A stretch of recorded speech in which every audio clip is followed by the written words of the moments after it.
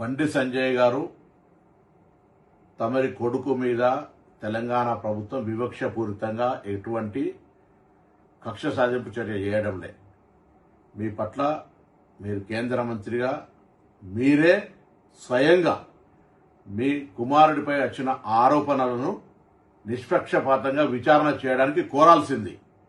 మీరు దాని మీద ఏదో కుట్ర చేస్తా ఉన్నారు, సానుభూతి కొరకనే ప్రయత్నం చేసే కంటే ఆ అమ్మాయి మిమ్మల్ని కలిసిన మాట వాస్తవమా కాదా, ఆ అమ్మాయితో బాబు తిరిగిన మాట వాస్తవమా కాదా, వాటిని నిరూపణ చేసుకోవడానికి ప్రయత్నం చేసి నిర్దోషిగా అయితే నిర్దోషిత్వం నిరూపించుకోండి.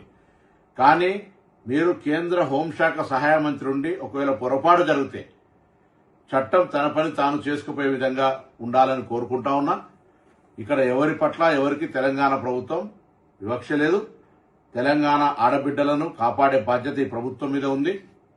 తప్పకుండా తెలంగాణ ఆడబిడ్డలకు విశ్వాసం కలిగజేస్తాను. ఎక్కడ ఇటువంటి చర్యలు జరిగితే వారికి పూర్తిగా సపోర్ట్గా ఉంటుంది. దాని తర్వాత నిన్న మొన్న కొంత మున్నూరు కాపు సంఘానికి సంబంధించిన నాయకులు కూడా ఏదో వివక్షపూరితంగా వ్యవహారం చేస్తామని చెప్తా ఉన్నారు. నాకున్న సమాచారం మేరకు ఆ అమ్మాయి కూడా సేమ్ మున్నూరు కాపు వర్గానికి సంబంధించిన అమ్మాయి అని తెలిసింది. కాబట్టి ఇందులో ఎవరిని బ్లేమ్ చేయడానికి వాడుతున్నటువంటి అంశం లేదు ఇందులో. కాబట్టి ఈ ముఖ్యమంత్రి గారు కూడా ఈ అంశం మీద విచారణకు ఆదేశించినారు. నిన్న ప్రధానమంత్రి గారి ప్రోగ్రాం ఉండడం వల్ల అందరూ కూడా అదే ఏరియాలో ఉండడం వల్ల కొంత ఒక రోజు ఆలస్యమై ఉండొచ్చు. కానీ ఆ కన్సర్న్డ్ డీసీపీ లేడీ ఆఫీసర్ తోటి విచారణ కొనసాగుతోంది. దోషి ఎవరు కూడా తప్పించుకొని పోలేరు, ఎంతటి పెద్దవాళ్ళైనా అనేటువంటిది ప్రభుత్వం అంతే కఠినంగా అంతే సీరియస్ గా వ్యవహారం చేస్తుందని గౌరవ ముఖ్యమంత్రి గారే స్వయంగా మరి డీజీపీ గారిని ఆదేశించినారు.